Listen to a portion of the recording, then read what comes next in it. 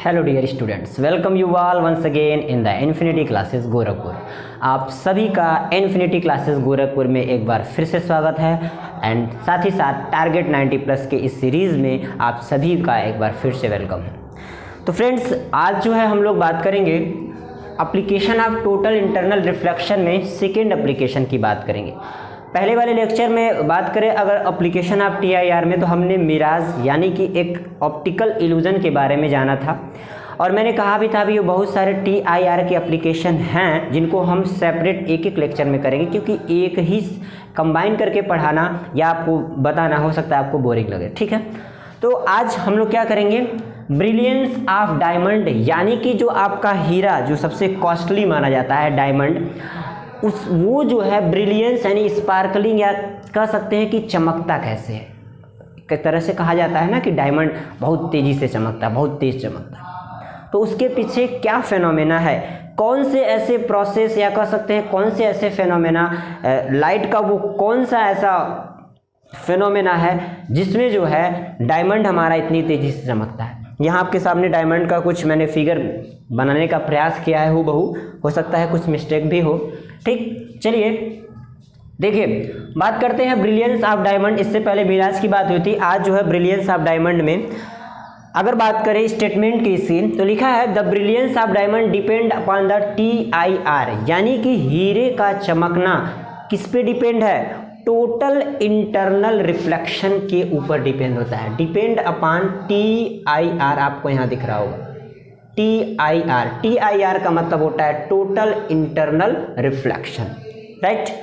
अगर बात करें टोटल इंटरनल रिफ्लेक्शन की कंडीशन की, तो हमने दो कंडीशन बताए थे। The first one is the light rays come from denser to rarer, first हो गया, and the second was angle of incidence must be greater than critical angle.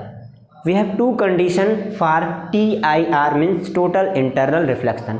Next, and it's refractive index, और दूसरा किस पे depend होगा, इसके refractive index पर। किसके, ये जो हमारा डायमंड है, डायमंड के रिफ्रैक्टिव इंडेक्स पे डिपेंड होगा। Refractive index means the capacity of medium in which it have capacity to bend the ray of light, यानी कि रिफ्रैक्टिव इंडेक्स का मतलब होता है किसी भी मीडियम के अंदर कि उसके अंदर रे ऑफ लाइट को बेंड करने की कैपेसिटी कितनी है।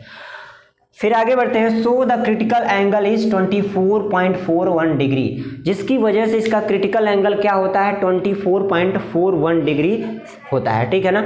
अगर बात करें क्रिटिकल एंगल को कैलकुलेट करने की, तो हमने पिछले लेक्चर में क्रिटिकल एंगल और how to calculate critical angle के लिए फार्मूला डिराइव कराया था। फार्मूला था हमारा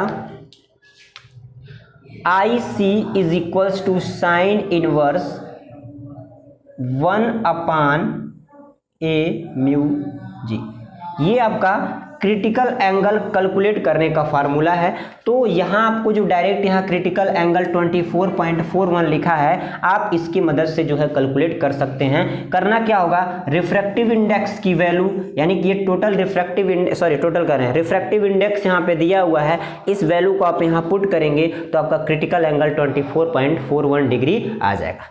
फिर आगे देखिए, द फेसेस ऑफ डायमंड, मतलब अगर ब्लू लाइन जो यहाँ लिखा हुआ है उसके बारे में अगर जाना जाए तो कहना क्या चाह रहा है कि जो हीरे का चमकना दो चीजों पे, दो फैक्टर पे डिपेंड है। The first one is total internal reflection and the second is the refractive index of that glass या डायमंड। ठीक, सो दैट क्रिटिकल एंगल, जिसके लिए क्रिटिकल एंगल क्या होगा, 24.41 होगा, यानी एंगल ऑफ इंसिडेंस से जब क्या होता है क्रिटिकल एंगल ज़्यादा हो जाता है तो वो टोटल इंटरनल रिफ्लेक्शन के केस में आ जाता है। आगे है the faces of diamond are cut in such a way, यानी कि आपका जो ये डायमंड है उसके फेसेस को कुछ इस तरह से डिजाइन किया जाता है, कुछ इस तरह से उसमें कट किए जाते हैं।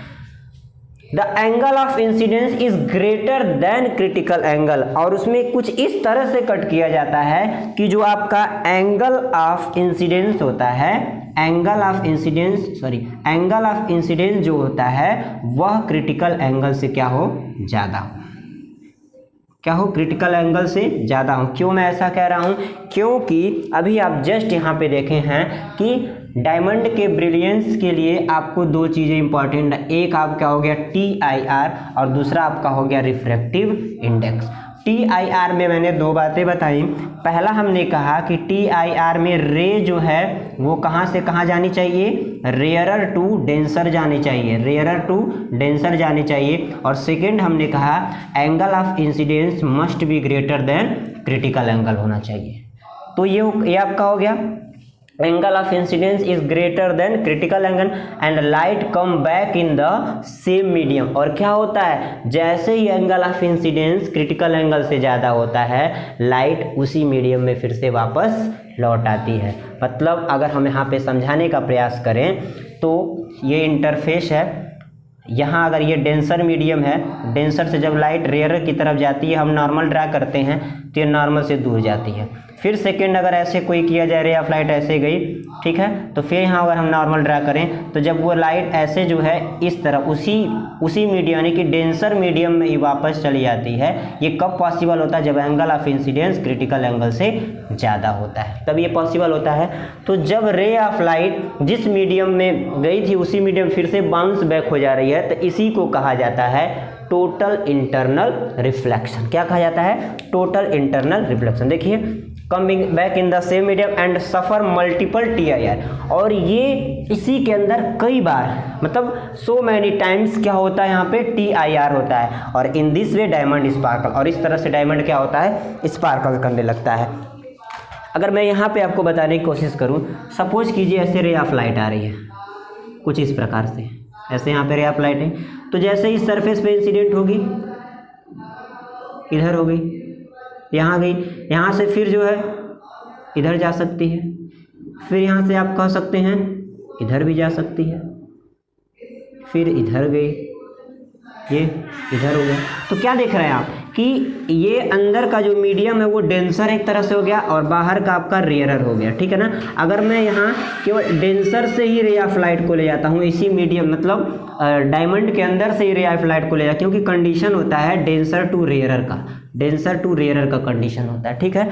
तो देखिए ये सेम मीडियम में कई बार जो है इसमें रिफ्लेक्शन हो रहा है। देखिए सेम मीडियम में इधर जाएगी, फिर इधर हो सकता है, इधर हो जाए, इधर हो रहा है कुछ इस प्रकार से, फिर इधर, फिर इधर, फिर इधर, और ये फिर बाहर की तरफ ऐसे निकल जाती है, राइट। तो आपने क्या देखा कि यहाँ पर जो है लाइट का रिफ्लेक्शन मल्टीपल टाइम हो रहा है। अगर इधर से यहाँ से गई, फिर इधर, देखिए कुछ इस प्रकार से, हाँ यहाँ ऐसे, फिर इधर, फिर ऐसे, फिर ऐसे, फिर ऐसे, फिर ऐसे, फिर इधर, फिर मतलब कुछ इस तरह से। तो आपने क्या देखा कि जो रे ऑफ लाइट है उसका जो है मल्टीपल टाइम रिफ्लेक्शन हो रहा है। ये तो हो गया मल्टीपल टाइम रिफ्लेक्शन। और कैसा, TIR टोटल इंटरनल, जितना गया था उतना ही पूरी तरह से रिफ्लेक्ट होकर के फिर से बाहर आ जा रहा है, ठीक। तो ये होता है आपका TIR यानी कि टोटल इंटरनल रिफ्लेक्शन। और इस वजह से जब इसी डायमंड के अंदर जब रे ऑफ लाइट कई बार जो है क्या करती है, रिफ्लेक्ट होती है, सो मैनी टाइम्स, बार बार रिफ्लेक्ट होती है, इसलिए लिखा गया है मल्टीपल टोटल इंटरनल रिफ्लेक्शन। ये कई बार जो है मल्टीपल टोटल मतलब कई बार TIR हो रहा है, जिसकी वजह से लाइट घूम फिर के इसी के अंदर ऐसे रहती है, और जब ये बाहर निकलती है हमें आंखों में आती है तो इमेज जो बनता है हमको ऐसा लगता है कि ये बहुत तेजी से डायमंड हमारा क्या हो रहा है, चमक रहा है। और आपने ऐसा देखा भी होगा कि डायमंड पे जैसे रे ऑफ लाइट पड़ती है तो क्या होता है, बहुत तेजी से चमकता है। तो आज आपको इस बारे में पता चल गया होगा कि आखिर डायमंड इतनी तेजी से स्पार्कल यानी कि इतनी तेजी से ब्रिलियंस क्यों करता है और कैसे करता है। ये था आपका एप्लीकेशन ऑफ TIR में सेकेंड, ब्रिलियंस ऑफ डायमंड यानी कि हीरे का चमकना, राइट। आई होप आप सभी को समझ में आ गया हो। देखिए अगर थोड़ा सा दिक्कत आ रहा होगा तो आप वीडियो को प्लीज़ एक दो बार रिपीट करके भी इसको आसानी से समझ सकते हैं, क्योंकि मैं रिपीट करूंगा तो ये वीडियो लेंदी हो जाएगा, इसका कोई मतलब नहीं। आप वीडियो को ही कई टाइम रिपीट कर सकते हैं, ठीक है। तो चलिए आज इस लेक्चर को यहीं पे कंप्लीट करेंगे। नेक्स्ट वाले में हम फिर से जो है TIR के एप्लीकेशन अभी जो दो बचे हुए हैं उसको डिस्कस करेंगे। तो वीडियो एट लास्ट अच्छी लगी हो तो एक बार लाइक ज़रूर कीजिएगा, और नेक्स्ट वाले TIR के एप्लीकेशन के लिए आप लोग हमारे चैनल के साथ इसी तरह से बने रहिएगा। Thank you.